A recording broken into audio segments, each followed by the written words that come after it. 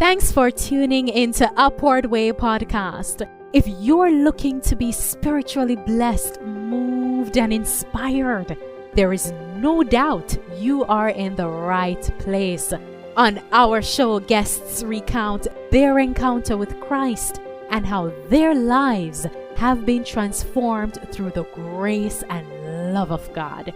And now, please welcome our host. Hello and welcome to Upward Way. I am your host, Marlon Walters. My guest today is the presenter of the Maker Heals Seminar.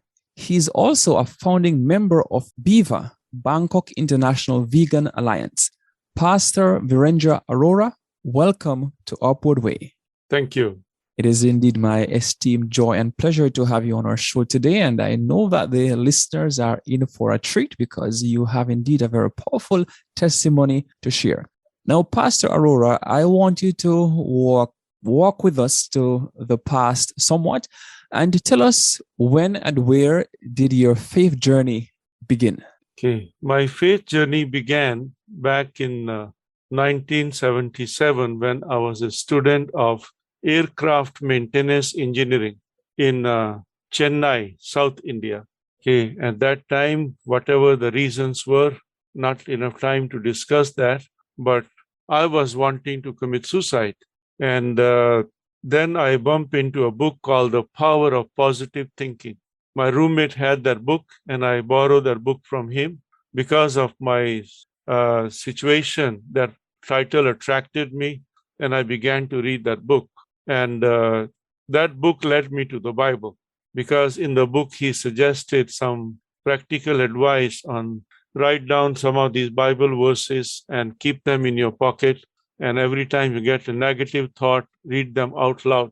So I read them out loud and began to feel the power of God working in my life. So I said, why not I read the Bible? And my roommate had a Bible too, even though he was not a Christian. So when I asked him if I could borrow his Bible, he said, yes, but be careful, don't get carried away. Because we people in India, we have our own religions, okay, and this religion is for the Western people. But it's a good book, you can read it. So I ensured him that I will not get carried away, but lo and behold, when I started reading the book of Proverbs, I did get carried away. And then at that time, the words began to echo in my ears, which I had read in the, I think, elementary school textbook on social studies. And there was one chapter about religions and something about Christianity, one or two paragraphs about Christianity. But only thing I remember was this man was crucified and he prayed for his enemies. Father, forgive them, for they know not what they do. So I began to pray. I say, if there is such a man, and if this is the book about him, I like to meet him. So I had an encounter with Jesus in the Bible. And during those days, I began to attend the church one after the other on Sundays. Every Sunday I was going to church. And then I saw the movie, The Fiddler on the Roof. And that's the story of a Jewish family. And from there, I learned about the Sabbath. Then I saw the movie 10 Commandments, and then I learned about the 10 Commandments. And then I found Sabbath in the Bible in the middle of 10 Commandments. Now I began looking for a church that kept the Sabbath. And then I wanted to stay vegetarian because as a Hindu, I was brought up as a vegetarian. And I didn't want to change to non-vegetarian. And every church I went to, people were meat eaters. So I didn't think that I belonged to any of those churches. And then I asked around if there is ever a church that keeps the Sabbath and where people are vegetarian. They say, yes, there is a Sabbath-keeping church, but you promise you won't become their member. I said, why? Then they told me a lot of negative things about the Seventh-day Adventists, which I found later most of them were true. So I went to the Seventh-day Adventist church. Reluctantly, they gave me the address. I went to the Adventist church. These were Sunday Christians, okay? So they gave me the address. I went to the Seventh-day Adventist church in Chennai. And first thing I saw, the very first day that I arrived, they were having communion service. And they washed each other's feet. I said, hey, what is this? People of Western religion following the Eastern culture? Okay. Even Indians don't do that now, even though it's in our culture. But we don't wash the feet of our guests. So then, right after the church service, the pastor contacted me, and the next Tuesday he came to study Bible with. So as I studied the prophecies with him, and I was convinced that this church came about as a fulfillment of the Bible prophecy. So I wanted to be baptized as quick as possible, but pastor said, no, you need to study the Bible before we baptize. I said, no, but what about my salvation? If I die today, then? So he said, don't worry about that. The Lord knows your heart. Your salvation is for sure, okay, because you believe in Jesus. But I cannot baptize you until you have studied and understood what you're getting in. So he studied the Bible with me. And on July 17, 1977, I was baptized. And ever since, I never looked back. And I need to let you know also that as I was a student of aircraft maintenance engineering, we were having classes on Sabbath. And I began to take off on Sabbath. I didn't go to school. And there came to a time when I could take off only one more Sabbath. If I took off more than that, I won't be allowed to sit in the final exam. I said, never mind. Final exam is still far, and whatever will happen, will happen. But I'm going to keep the Sabbath. So I had my leave letter, because those days you had to write a leave letter every time you want to take a day off. So I had my leave letter ready on Friday to turn it in before I go home on Friday afternoon. And before I could turn the leave letter in, the circular was sent to all the classes that the institute will remain closed on all Saturdays. And we will work 5 days a week, and we'll work 1 hour extra every day. So Saturday, Sunday, the college will be closed. Wow. For me, that came about as the Lord was saying, son, you're going in the right direction. Keep going, I'm with you. But then the challenge came before the final exam, because I had 6 subjects. So they decided to finish all the 6 exams Monday to Saturday. So theory exam in the morning and practicals in the afternoon. So I went and requested the chief instructor, sir, I cannot write the exam on Saturday. He said, why not? Are you prophesying that you're going to be sick? I said, no. But then I told him about my Sabbath keeping. He said, that doesn't make any sense to me, because he was a Hindu. And he was a retired Air Force officer and very strict to discipline. He followed discipline very strictly. So he said, no, you will have to write your exam on Saturday. I say, I cannot write on Saturday. Please give me double exam on Friday, or I can come back and write on Sunday. He said, either way, it's not practical. It's not going to happen. So you better come and write the exam. So I walk out from his office, and I told him I won't be writing the exam. He said, well, that's up to you. So I went to write the exam Monday to Friday, but on Saturday I did not. And then as a result, I failed, and I had to rewrite the exams, all of them, 2 months later. Now, when the schedule came out, exam timetable, again it was Monday to Saturday. So what should I do? So I went and requested again. In fact, I was thinking I'll just drop off. I don't want to complete it, because anyway, I wanted to become a Bible worker. And my church members advised me, no, we will pray about it, and you go and talk to the chief instructor again. So I went and talked to the chief instructor, and he said, no, I'm not going to change. You have to write the exam on Saturday, okay? Otherwise, you will never graduate. You are being stubborn. And he said, I know how to straighten out people like you. I am a strict disciplinarian, and I'm going to see that you will comply to my rules. I said, no, sir, I'm not being stubborn. I'm just telling you my religious conviction, and I'm going to obey that. He said, just get out and don't waste my time. So I said, I got out from there. And just the Friday before the exam, as I was sitting in the classroom, my classmates all came in the classroom. I was already sitting there, and they were furious, like they want to punch me in the nose. So what happened? What's wrong with you guys? What did I do wrong? Why are you staring at me like that? So go and see the bulletin board. So I went out and looked at the bulletin board. The exam timetable had changed Monday to Friday, and then Monday again. How did that happen? And when I went back to the class, the instructor had come already. So I asked Mr. Pillai, what happened? Mr. Menon said that he will not change the schedule no matter what happened. He said, well, in our meeting, he said, let's change the timetable, because otherwise this guy will be a nuisance longer. Let's get rid of him. So I was able to write the exam Monday to Friday and then Monday again.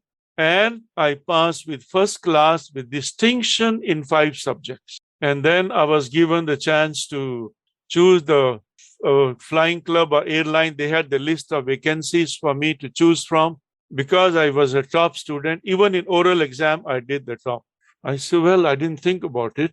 So give me 2 minutes. So I went out, asked my friends which flying club or airline should I choose. So they told me to choose Gujarat Flying Club, because Gujarat Flying Club was the only flying club in India at that time that had the metal construction aircrafts. The others had only wood and fabric construction. So I went and requested, they granted me, and they say, come back and collect your letter tomorrow, employment letter. So I went back collected my letter. Then I went to Delhi to visit my family.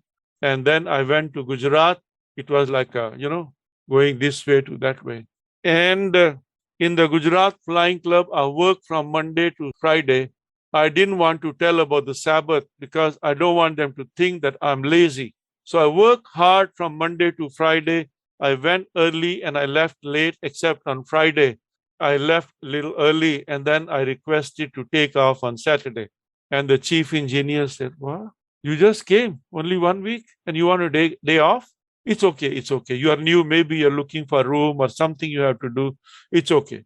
So he gave me Sabbath off, but there was no Seventh-day Adventist church in that city, Baroda. That time it was called Baroda. Now it is called Vadodara. So I kept the Sabbath in my room. And then on Sunday, I went to the Methodist church. And when the Methodist church pastor, Pastor Joshi, he came to know that I'm a Seventh-day Adventist, he told his wife, "Mr. Arora is a Seventh-day Adventist and Seventh-day Adventists are vegetarians. Please go and prepare something vegetarian for him." I think he would have been shocked to know that most of the Seventh-day Adventists were not vegetarian. And that was my shocking realization after 1 month after my baptism, when I came to know that most of the church members were not vegetarian. But now I was already baptized, so where could I go? So anyway, I attended the Methodist church on that Sunday. And then Monday, I went back to the flying club. And there I was called to the office of the chief engineer. And he gave me a list, long list. Those days we used to have those long paper, longer than A4. And he said, "Please read this one. And at the bottom, you sign that you will abide by the rules and regulations." Now I thought I have to tell him about the Sabbath, because it says only second Saturday is off. The all other Saturdays, the flying club works half day. So I requested him. I told him about my Sabbath conviction. And he said, "I'm sorry, it won't work." I said, "But I can work on Sunday." He said, "Who is going to open the flying club for you on Sunday? So you have to come." Then I more explained to him about the Sabbath being a sign of creation and sign of sanctification, and how I was longing to be sanctified and I needed to keep the Sabbath. And he said, "Well, in that case, let me advise you. You choose either airline business or Sabbath, because airlines work 24/7. You will be here only for 6 months, and after that, you will be hired by an airline. And if you say that I'm not going to work from Friday evening to Saturday evening as an AME, if you don't inspect the aircraft and sign the logbook, you have to inspect every component of the aircraft and sign the logbook at the aircraft is airworthy. And if you don't do that, pilot cannot fly the plane. And there more than 200 passengers are waiting, and you say it's my Sabbath, it's not going to work. Your shift can be Friday night, it can be Saturday morning. In that case, I think you have to make a choice." I say, "Okay, sir, I make a choice. I will keep the Sabbath." He said, No. Don't rush like that. I'll give you 1 more week to think about it, and you can come back and sign. Or here, your security deposit. You keep it. You can give him back next week. I say, "No, sir. I decide right now. I do not want airline. I'll keep the Sabbath." And ever since, I have not looked back. It's 44 years now. And I praise God for the decision that I made. And it was God's Spirit that was inspiring me and leading me, because I know many people who fall short of that. But the Lord gave me the strength and the conviction, and I did it, and I'm grateful for that. I love what you said. The Lord gave you the conviction and you did it, and you are grateful for that. I just want to piggyback on a few things you mentioned. The name of that book, if I'm correct, is it The Power of Positive Thinking? By Norman Vincent Peale, yes. Okay. I need to get myself a copy of that book, The Power of Positive Thinking. Yeah. He is not a very religious person, but any good lawyer will do anything to win his case, even if he has to tell the truth. Okay. So he told the truth in that book in one chapter, and I'm grateful for that. Man, he told the truth, even that one chapter. When I listened to your story as you spoke about being at Air Force College, the story from the Bible that readily comes to mind is that found in Luke chapter 18, which speaks about the persistent widow. I know you may not have planned to discuss this, but sometimes persons readily give up or they give up easily. But I want you to take a few minutes to speak about the importance of persistence and particularly persistence in our faith. I think that I did not know that word at that time. Okay, now I understand what is persistent. And I was convinced that I just have to do it. That's all. I need to follow the Lord. I was tempted to go back into my old lifestyle, smoking, drinking, and all of that. And after I got discouraged when I see the church members were not quite as, what I was expecting. My mistake was mine. I was expecting a heaven on earth, in the Seventh-day Adventist Church. But I didn't realize that there were people like me who were struggling. And when I was discouraged, even I saw immorality, adultery, everything. And in fact, I'm an eyewitness to that. I wanted to leave the church. But where shall I go? Because this is the church of fulfillment of the Bible prophecy. So if there is not truth and integrity in this church, where else will I find it? Plus, there were some very good church members who really became like parents to me. Okay. For example, Mr. J.D. Ebenezer, he died long ago. But when I had no job, after I quit the flying club, I went back to Chennai instead of going to Delhi, my hometown.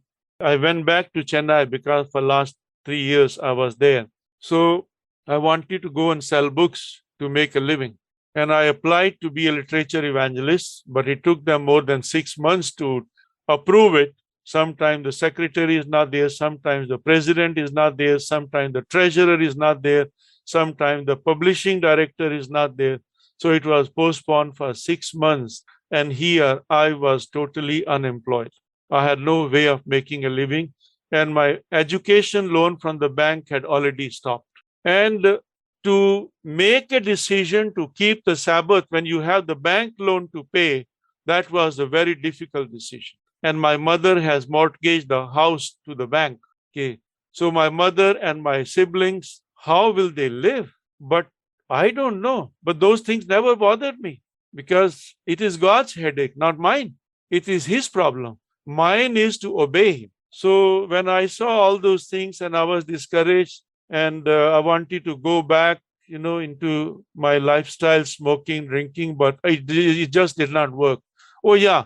Another thing is I was a chain smoker and I wanted to quit smoking after I realized that my body is the temple of God. Alcohol I was able to stop because it was occasional drinking and not a habit. Okay. Or any time I got discouraged or had negative thoughts and all that, I would drink. But cigarette smoking I was addicted to and I wanted to stop.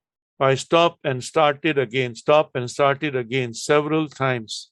And one day as I was getting ready to go to my class, I looked into the mirror and I said to myself, I was going to shave. And then I look at in my eyes in the mirror and I promised myself, I say, promise to yourself, Mr. Arora, that you're not going to smoke from this day. So I was very proud that I promised myself and I don't think I'll break my promise to myself.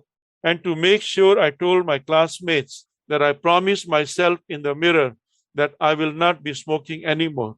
And 3 days later, they saw me smoking and they say, hey, what happened? Did your mirror break? So I was so embarrassed and humiliated. And finally, I said, Lord, I cannot do it. You know, I tried many times for many months now. It's not working. You do it for me, okay. If not, forget it. Okay, you do it for me. I cannot do it. You know, I tried. And from that moment onwards, I never had the desire, no craving to smoke at all. The Lord took it up. So after I got discouraged with the church and I wanted to go back into smoking, but as I lit the cigarette, my body just wouldn't take it. The Lord had taken it. So I praise God for that, because He worked miracles for me one after the other. And those were all of personal nature. Before you get to the other miracles, because there's a song I used to sing back home, or maybe we used to sing, that He's a miracle working God. I'm hearing of the many miracles. I just asked you 2 questions and already a series of miracles. I just wanted to go back a little further now. You know, growing up, you said your hometown was Delhi. You spoke about Chennai a few times. What was life like in those early years? Because you did mention you were of Hindu heritage. So what was life like pre-coming to Christ? Yes. As a teenager, I got active in the Arya Samaj. Okay, you may look up to Arya Samaj. It was a reform Hindu movement, started about the same time when the Seventh-day Adventist Church started. So it's a contemporary of Seventh-day Adventist Church, or going back to William Miller or Ellen G. White. I became an active member, a youth member, and we used to have the fire ceremony early morning, and we put the offering, Cain style offering, not Abel's offering. Okay, Cain's offering, all the herbs and whatever the dry ingredients, and then the lot of ghee, you know, the butter oil, okay, all of those things, offerings. And I used to wake up early morning and wear my dhoti and kurta, a white color, and I'll be there at 6 a.m. every morning at the temple. And most of the time, the priest there, he would make me the host actually. Okay, so I'll be the one leading out in the ceremony. And I had memorized the Havan mantras, and my pronunciation was so perfect that when they had the youth camp, Arya Virdal, okay, youth camp, and there I got the grand award for the pronunciation of the mantras in Sanskrit language. And I was so impressed with the Arya Samaj and the truthfulness and the doctrines, the teachings. My desire was to convert the whole world to Hinduism. I wanted to take that message of Arya Samaj to the world, until I read the Bible. And there I found the answers to all my questions. Okay, so as a teenager, I was really imbued with that spirit. And I had read the book Ramayana, the ideal character, Rama, okay, the King Rama, and Hindus worship him as God Rama. As King Rama, I have no objection to that, because you have to be respectful to the king, okay, if he was a king. But then if you make him a god, that's where I have the problem with. Okay. So my mother never taught me to worship all those heroes of faith, but she told us that they were great men. We should learn lessons from them, but we should not worship them. We worship God only. And she worshipped one great God. But the problem with the teaching of Arya Samaj was that God is in everything. God is everywhere. I can understand that. He is omnipresent, but He is in everything. Like even a particle of dust, God is in there. And that way, I have no place to sit. I have no place to stand, because then I'm standing on God. I'm sitting on God. So that made me very uncomfortable. Okay, so the Bible teaching of God became more realistic, and it was lifting, elevating, okay, and God was most holy. Okay, but if He is in everything, then there is pollution, there is dirt, there is filth. How can God be in everything? I could not put up with. And yeah, that was my childhood and youth. I am the eldest child of the 5 children in the family. I have 4 siblings, and 2 of them are dead and 2 are still alive, but I'm the eldest of them. Quite an amazing experience. And, you know, for many of us, we have no idea about different teachings from different religious groups, from different religions, but you have an enriching experience. And that is really meaningful because, sometimes persons will ask the question, how do I know? How do I know that I can trust the Bible? But for someone who would say, been there and done that, then you can speak to not only what you believe, but what you have also experienced. As we talk about God, speaking to us, what are some of the ways from your own experience that you have seen God speaking to you in your life? Yeah, He has spoken to me through the books, Bible especially, and the Spirit of Prophecy books, and the Sabbath school lessons, and listening to sermons, different sermons, and even hymns. I like these old hymns because each hymn is a story. I don't need to know the background story. But as you read, as you sing the hymn, you realize the author is building up from one stanza to another. He is building up a theme, a teaching, a doctrine. Okay. So I love those old hymns, though many people don't want to sing those hymns and they want to sing choruses. And if they will sing, let's sing the first and the last stanza. It doesn't make sense. If you are singing a hymn, sing the whole hymn. It's better to sing only 2 hymns, okay, all the stanza, than to sing 10 hymns and with first and last stanza. Okay, because you are not there to entertain the people. You are not singing to entertain the people, but singing itself should be considered worship for God. Usually the song leader will announce, let us sing as we are waiting for the people. Hey, what do you mean by that? God is here. You are singing to worship Him. You are not singing while you are waiting for the people. Okay, and nobody wants to address that question. Okay, they don't want to speak about it, and those who speak about it, they never get a chance to speak. Keep this person out. So true, so true. No one wants to address, would say, the elephant in the room. I wonder sometimes where did that expression come from? But I love the point you made and raised about hymns, because sometimes when we think about songs, we think about hymns. There are persons who think, okay, it is just something simple. You just pull a song here, but you just pull a song there. But you have highlighted the dynamics of the songs building up.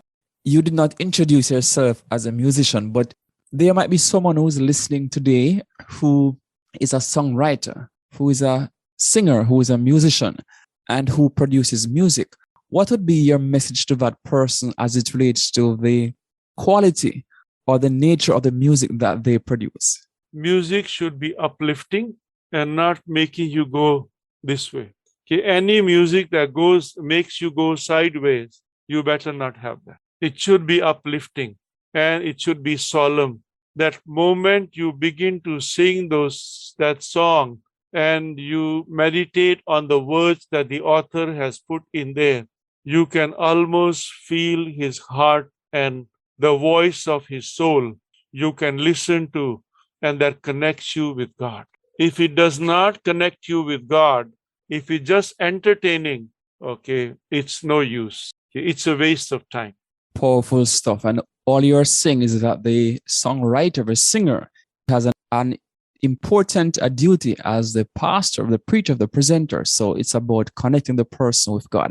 Now I'm going to give you a chance to speak about what you do currently as the presenter of the Maker Heals seminar. What is that about? And if you could also share a bit about the Bangkok International Vegan Alliance. So those are 2 ministries that you have been a part of.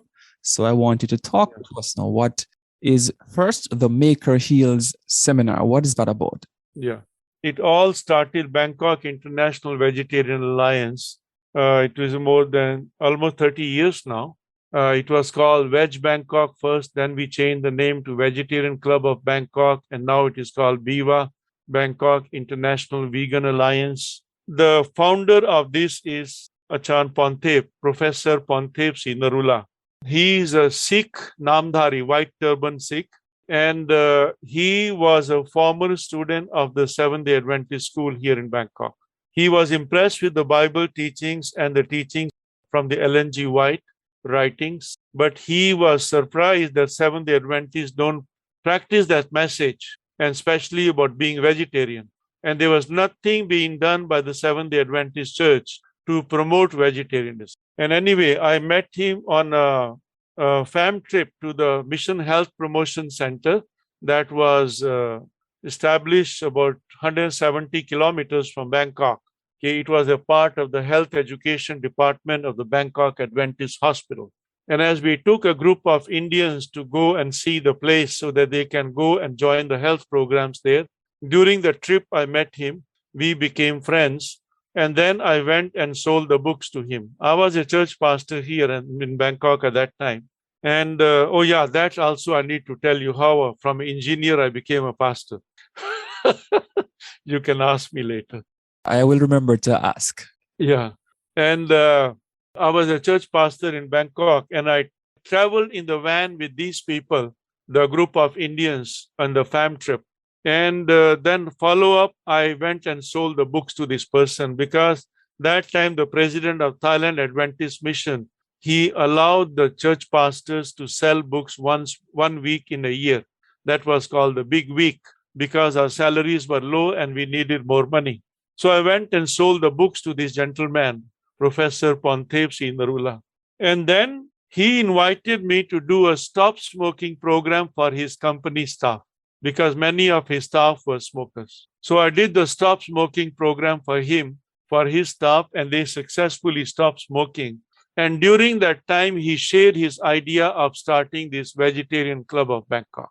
And I was with him. I felt that is an opportunity to reach out to the people. So as a result, I have been a symbol of vegetarianism and even Mission, Seventh-day Adventist Church, because people know me more than they will know even any other people who are in high positions in the church, because I'm out in the field and I'm meeting with the people. So that is, and then later it became Bangkok International Vegetarian Alliance. And recently I have not been active in the activities because now there is no meeting as such. Before we used to have twice a month meeting, then we began to have once a month meeting. And then for last several years, no meetings at all. Instead, we just organize the events. So if there are major events, I will go, but I don't have time to go to the restaurants. So then later, I came to know about the Maker Heal seminar when it was conducted in the Mission Health Promotion Center in Mok Lake, Saraburi. That is about 2 hours drive from Bangkok. And as I went for the program, I listened to Mrs. Choi Cha Soon. She is the founder director of Bethel Sanitarium in South Korea. And she is the author of this Maker Heal seminar. So when I heard her speak on January 5, I had taken all my medicines with him because October 23, 2010, I had a massive heart attack. I had to take my maintenance. Okay, I had to take those medicines. So I took all my medicines along. But when I listened to her first lecture, I decided not to take my medicines, but follow her instructions. So since January 5, 2018, I have not taken a single pill. Before, I was taking 7 to 10 pills every day. Now I have not taken a single pill. And I thank God, praise God for that. And after I heard her first lecture, I went and talked to her and I said, Mrs. Choi, we need to take this message to the people of India. Will you go with me? She said, wherever the Lord leads me, I will go. And mind you, she's a blind lady. So as a result, we had the first Maker Heal seminar in India on August 28 to September 5, 2018. And I had no money and I had no health at that time. So I began asking people for money to buy the tickets for these ladies coming from South Korea. And when you issue the tickets, journey does not originate from where you are. Okay, tickets are more expensive. But I said, never mind, God will provide. So I kept sending out messages. People started sending me money. And the first thing I did was issue the ticket for Mrs. Choi and her walking stick. Issuing the ticket for her walking stick? Yes, because she has a lady who walks with her all the time, who holds her hand and walks with her. Okay. So I issued the tickets for these two ladies. And then I issued the ticket for the nutritionist. One by one, as the money kept coming in, I kept issuing the ticket. So I said, never mind the tickets for me and my wife. My wife and I, if we don't have the tickets, if we don't go, that's fine. But Mrs. Choi must go. And then the translator was to come from USA, okay, Korean from USA. She is to translate Mrs. Choi because Mrs. Choi does not speak English except good morning and thank you. Okay. Only 2 words she can say in English. Okay. So I called the translator and told her, if you have faith, buy your ticket and come. When I meet you in Delhi, we'll pay you the money. I don't have the money now. So she said, don't worry, Pastor, I'll get the ticket and come. You can pay me later. God will provide. So, and August 28 is our seminar. We are going to fly on August 19, 18 or 19, something like that, to go and prepare for the seminar. And August 5, my wife gets the sciatica pain and she cannot walk a step. And she has to go with me because I cannot do it alone. Okay. She has to be in charge of the kitchen along with the nutritionist who will come from Korea. Yeah. I said, and I was told to postpone. We don't have the money. We don't have the strength. We don't have the health. Postpone it. I said, no, the Lord has put it in my heart and the Lord is going to do it. Anyway, we asked a travel agent who is like a son to us. I say, son, can you issue the tickets for us? God will provide, and when we come back, we'll pay you the money. He said, don't worry, uncle, I will issue the ticket. So he issued the tickets for us, and we went to Delhi, and we had no money. Because the Northern India Union President, Pastor VP Singh, he said, I only give you the permission to conduct the seminar. We provide you the place. We will provide the place for people who will come for the seminar to stay here. But all the expense will be yours because it is not in our budget for this year. I say, sure. Because I was rushing as quick as possible because I knew how important it is for life saving and turning the people to God. It is the third angel's message in verity of righteousness by faith, and that is done through the health message. So I went to my bank in India, and I had only 52,000 rupees in the bank. That's very little money when you compare with the international currency and all that. And even in India, it's not much to host a seminar for 100 people for 10 days. Okay. You are providing food for them every meal, 3 meals a day. So I took out 50,000 out of 52 because I had to leave minimum 2,000, otherwise they'll close my account. So I took out 50,000 and my wife got shock of her life. She said, that's the only money we have for our retirement and you are going to spend it all for the people you don't even know. Okay, what will happen when we retire?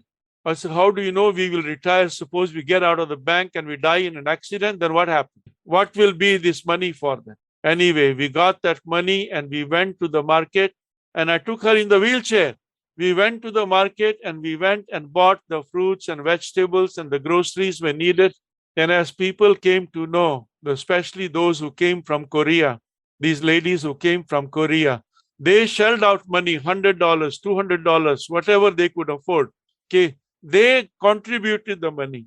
And then we collected some offering that was about 8,000 rupees, 8 or 9,000, I forgot now how much it was. And then the Northern India Union Treasurer, when he joined our seminar, he was so impressed by it, he contributed 20,000 rupees. So to cut it short, we were able to pay every single penny. We paid the ticket for the lady coming from America, Korean lady from America. And then when we came back, we had enough money to pay our tickets off. And then the seminars, Maker Heals 10-day seminars, took a snowball effect in India. Everybody wanted those seminars because in the first seminar, there were people from all over India and they all wanted us to come to their place. And very next seminar which I conducted, when people came to know how the seminars came to India, at the end of the seminar on the 10th day, that was done in South India. One lady, young lady came to me and handed me an envelope and she said, Pastor, put this in your pocket right away. I don't want anybody to see that. The people who gave this envelope are not here. They don't want to be identified. Okay? So I did that. And after the closing ceremony was done and I went to my room to pick up my bag to leave the room, I remember the envelope. And as I opened my envelope, there was 100,000 rupees in there. And that was helpful to me for next few seminars. Okay. I had enough money to travel and to pay for the bills or whatever it was. Praise God. And there was one seminar that I conducted in Sundarban, that was in West Bengal in India. I only had my ticket.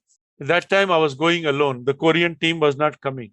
I was going alone to do the seminar because I had attended enough seminars with Mrs. Choi, and I felt that now it's time for me to do by myself. Okay, so I went from home only with the air ticket. When I reached the airport, I was impressed to check my ATM. When I checked my ATM, I had the equivalent of 60,000 rupees in my bank. So this is how God provided one after the other, one after the other. And then the last seminar was done in Northeast India in December 2019. And then the riot started in Northeast India. I hardly made it to the airport.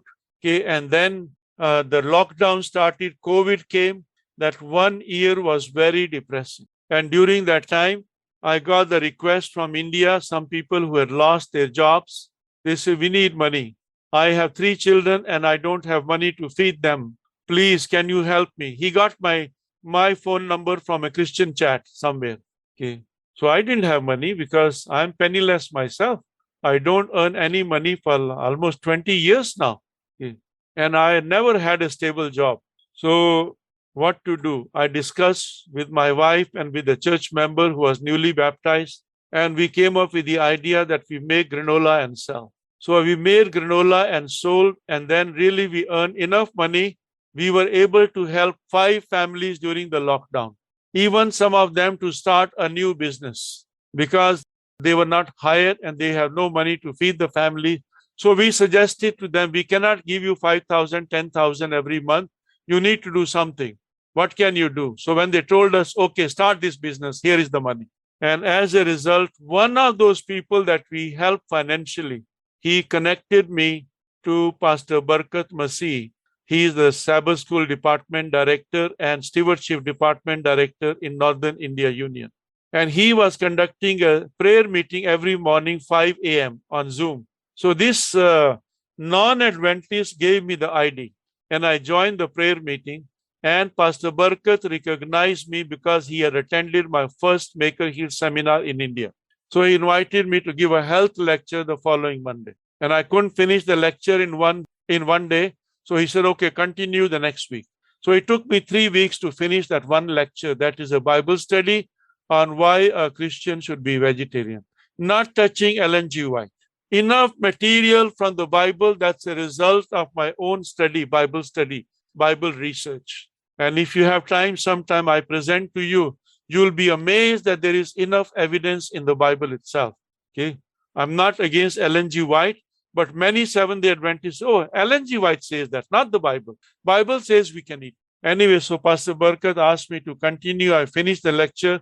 And then many people wanted to change their lifestyle. They want to become vegetarian. So I asked Pastor Barkat if he'll give me 10 minutes at the end of every prayer session, then I can tell people how to become vegetarian and I can monitor them, okay, their progress. He said, why 10 minutes? You can have the whole hour. So as a result, another hour started from 6 to 7 a.m. specially for me. And in Hindi, I called it Upvas, Upasna, Upkar, Upchar. Okay. And that is fasting and prayer remedy. And it began to work so well. And then it turned into Maker Hill seminar on Zoom.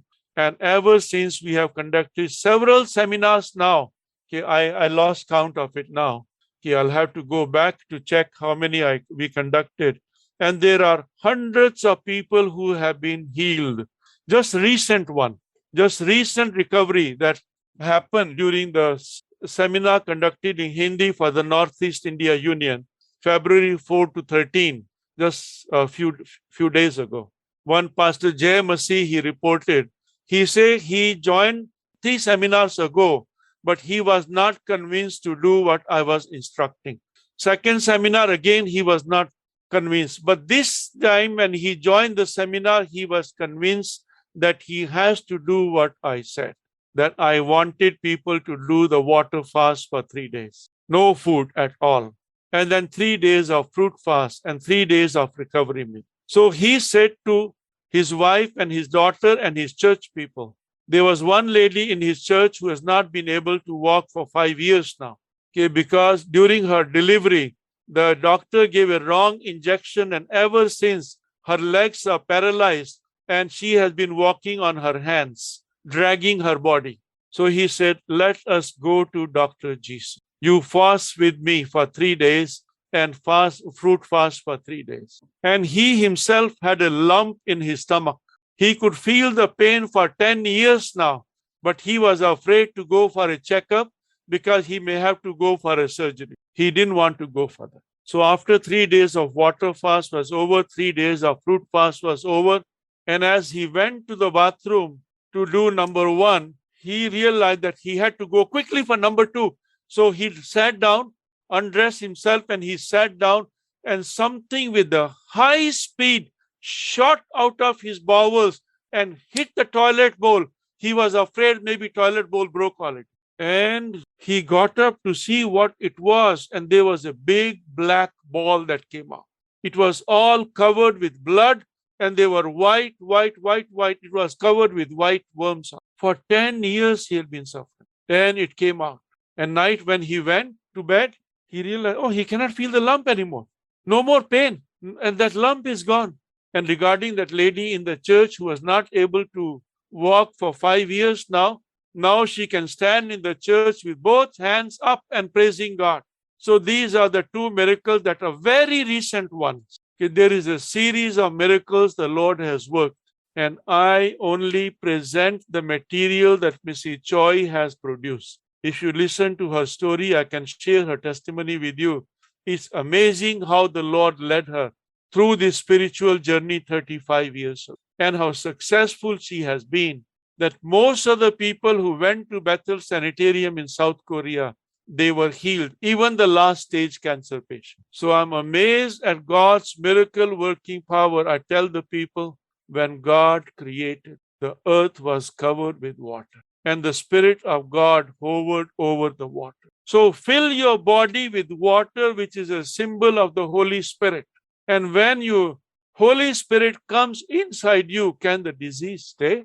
And then I invite people to connect with Jesus. What he is doing for us in the most holy place of the heavenly sanctuary. With the eyes of faith, follow him. Enter the most holy place. Kneel down. Pray with him. He's praying for you and me. He'll put one hand on your shoulder, and with the other hand, he will hold the throne of grace. He'll connect you to God. Can disease stay there? There's no place for disease. But if he chooses not to heal you today or during this time, one day for sure he will heal you when he comes the second. Amen. Looking unto Jesus, the author and finisher of our faith. Well, listeners, we have to pause it here. My guest has been Pastor Virendra Arora, presenter of the Maker Heals Ministry or Seminar. He's also a founding member of BIVA, Bangkok International Vegetarian Alliance. If you have been blessed and inspired and would like to hear more, then join us again next week for the continuation. Subscribe to weekly episodes on the Apple, AWR, Loud Voice, Spotify, Stitcher, or Podcast Guru apps. You're also welcome to visit Upward Way Facebook page, click like, and leave a comment. Until then, I am Marlon Walters saying goodbye. May God bless you. You've been listening to the Upward Way podcast, the #1 audio production show for people who want encouragement and reassurance in a muddled world.